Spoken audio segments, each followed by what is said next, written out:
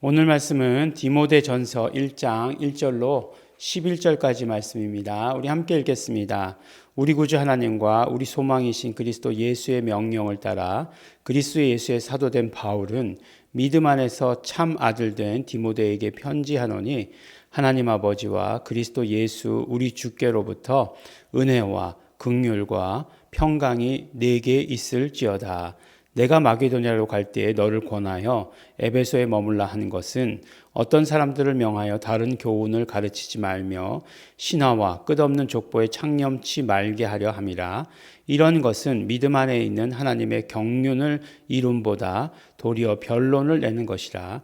경계의 목적은 청결한 마음과 선한 양심과 거짓 없는 믿음으로 나는 사랑이거늘 사람들이 이에서 벗어나 헛된 말에 빠져 율법의 선생이 되려 하나 자기의 말하는 것이나 자기의 확증하는 것도 깨닫지 못하는도다. 그러나 사람이 율법을 법 있게 쓰면 율법은 선한 것인 줄 우리는 아노라. 알 것은 이것이니 법은 옳은 사람을 위하여 세운 것이 아니요 오직 불법한 자와 복종치 아니하는 자며 경건치 아니하는 자와 죄인이며 거룩하지 아니한 자와 망령된 자며 아비를 치는 자와 어미를 치는 자며 살인하는 자며 음행하는 자며 남색하는 자며 사람을 탈취하는 자며 거짓말하는 자며 거짓 맹세하는 자와 기타 바른 교훈을 거스리는 자를 위함이니 이 교훈은 내게 맡기신 바 복되신 하나님의 영광의 복음을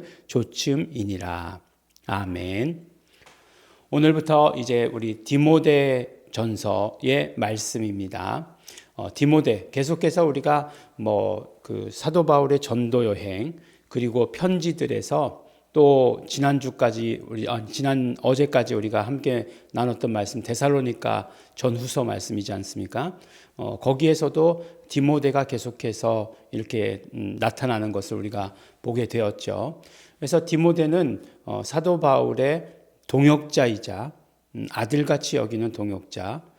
그 다음에 이제 어떤 면으로 보면 사도 바울의 사역의 후계자, 이런 말들이 좋은 말인지 아닌지는 잘 모르겠습니다. 그 사도 바울의 모든 사역을 그대로 이어받아서 해나갔던 사람이다라고 이렇게 우리에게 알려져 있습니다.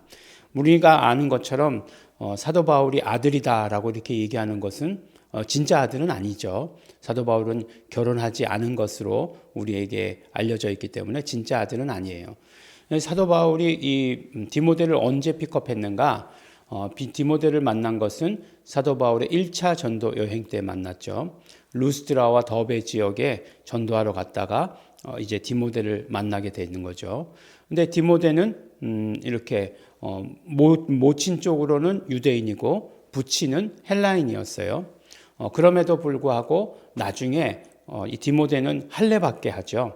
예, 그래서 디도는 할례받지 않게 하는데 디모데는 할례받게 이렇게 합니다. 그래서 이제 어떤 면으로 이야기하면 유대인에게 다가갈 때는 유대인의 방법대로, 이방인에게 다가갈 때는 이방인의 방법대로 하는 것을 우리가 보게 되는 거죠. 그래서 어쨌든 반은 유대인이니까 유대인의 피가 흐르고 있으니까 유대인의 법대로 할례받게 해서 유대인들에게 유대인으로 다가가게 하는 거죠. 1차 전도여행 때 이제 만나고 그 다음에 이제 2차 전도여행 때 동일한 곳을 똑같이 가게 되지 않습니까? 아시아 지역에 루스트라와 더베 지역을 가서 거기서 이제 디모데를 픽업해서 그 다음부터 이제 2차 전도여행 때 함께 하게 되는 것을 보게 되는 거죠. 근데 이제 2차 전도 여행이라고 하는 것의 특징이 아시아 지역 1차 전도 여행 때 갔던 곳과 더불어서 이제 마게도니아 지역으로 유럽으로 넘어가게 되지 않습니까? 유럽으로 넘어가서 이제 빌립보고 그 다음에가 우리 어제까지 우리 함께 말씀 나눈 데살로니가였어요. 근데 이제 데살로니가에서 핍박이 있을 때에 어떻게 합니까? 이제 제일 먼저 바울은 몸을 피하고 그곳에 남겨둔 게 누구죠? 이제 디모데와 함께 갔던 실라를 그곳에 남겨두게 되는 거죠. 그러니까 어떤 면으로 보면은 그 디모데는 사도 바울의 동역자이고 그 다음에 이제 사도 바울의 모든 사역들을 함께하는 그리고 대신하는 그런 사람이었다라고 이렇게 얘기하는 거죠. 그러니까 사도 바울이 아무나 그렇게 세웠겠습니까? 그렇지 않죠. 사도 바울도 젊은 사도 바울은 굉장히 뭐 대쪽 같은 사람 아닙니까? 마가 2차 전도 여행 때 데려가지 않잖아요. 예, 그런 어떤 뭐 아주 단호한 그런 모습을 보이는데 그럼에도 불구하고 디모데를 세웠다라고 하는 것은 디모데가 그럴 만한 제목이 된다라고 하는 거죠. 더군다나 오늘 이제 말씀을 보면 이제 디모데에게 어느 지역의 사역을 맡기느냐 하면 에베소의 사역을 맡기는 거예요. 이를테면은 이제 바울은 계속해서 이렇게 전도를 다니고 있고 이제 계속해서 사역 이제 개척하는 곳에 어떤 리더를 이렇게 책임자들을 세워놔야 될 거 아니에요.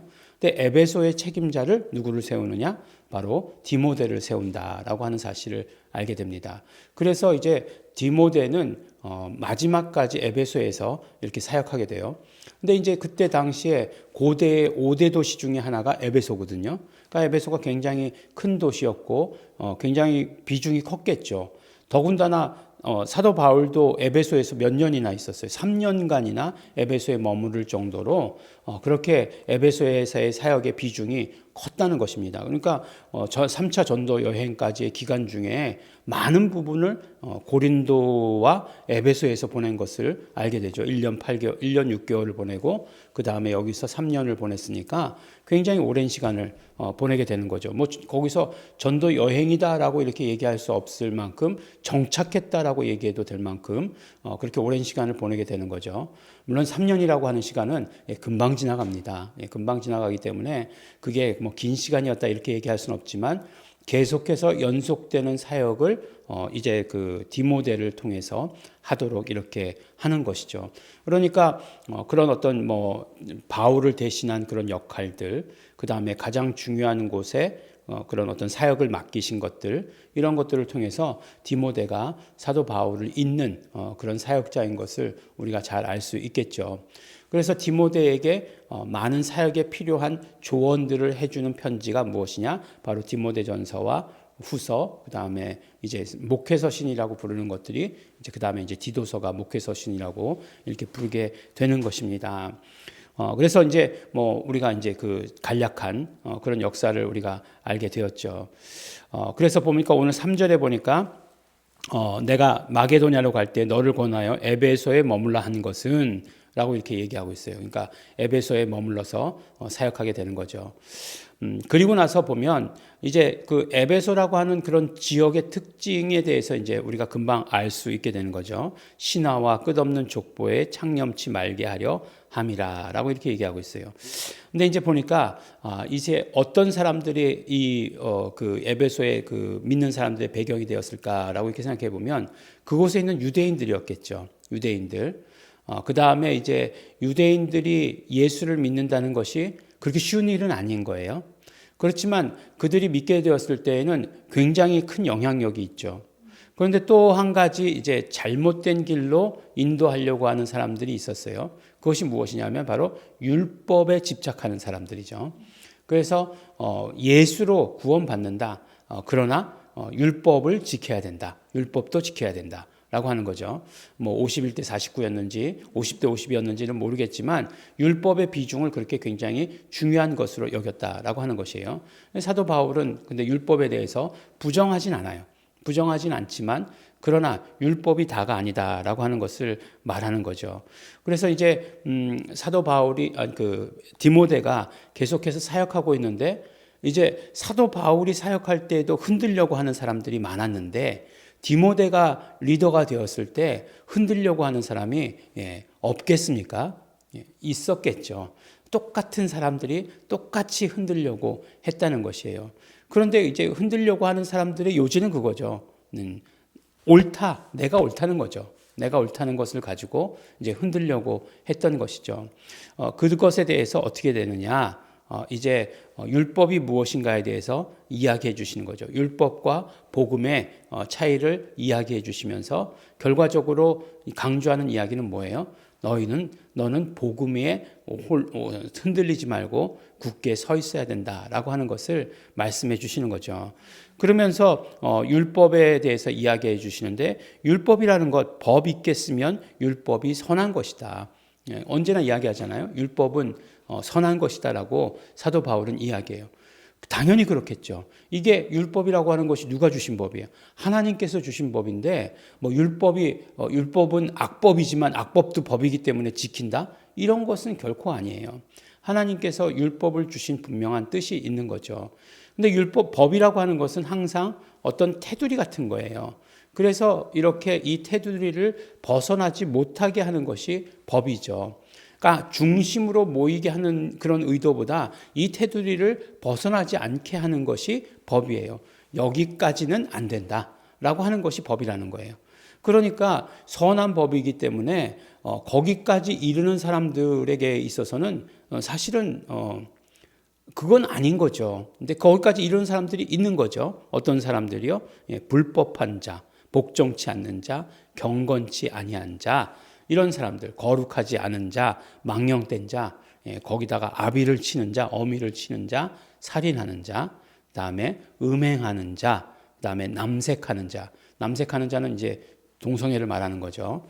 그다음에 사람을 탈취하는 자, 거짓말하는 자, 거짓 맹세하는 자, 바른 교훈을 거스르는 자들이 그 경계에 다다라서 부딪혔을 때 그들에게 이런 어떤 그것이 이제 이것부터 넘어가면 죄야라고 하는 것을 알려주는 거죠. 그러니까 정죄의 기능을 하는 거죠. 복음 율법이라고 하는 것이 그것이에요. 정죄의 기능을 하는 것이에요. 정죄 받으면 어떻게 되는 거예요? 더 이상 너가 하나님과의 관계는 끝이야 라고 하는 것을 알려주는 것이 율법이라는 거죠.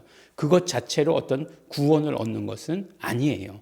그렇기 때문에 율법이 무엇인지 확실히 알아야 되고 그것으로 인해서 정말 그러니까 자기의 말하는 것도 알지 못하고 자기의 것도 확증하지 못한다라고 하는 그 말씀이 이런 것이에요. 그래서 경계의 목적이라고 하는 것이 결국 청결한 마음과 선한 양심과 거짓 없는 믿음으로 나가게 하는 사랑인데 그렇게 가게 하지 못한다라고 하는 것을 말씀해 주시는 거죠. 그러니까 경계라고 하는 것 이렇게 그 경계가 있어서 그것을 이제 그 정죄하고 나면 결국 율법이라고 하는 것은 그 다음에 그 율법의 그 경계에 이르게 되면 어떻게 되는 거예요? 네, 사망인 거죠. 죽는 거죠. 벌 받는 거죠. 더 이상 뭐 회복이나 그 다음에 뭐 구원이나 이런 것은 아니라고 하는 거예요. 회복이나 구원은 복음을 통해서 예수 그리스도를 만날 때만이 이루어지게 된다라고 이렇게 이야기하는 것입니다.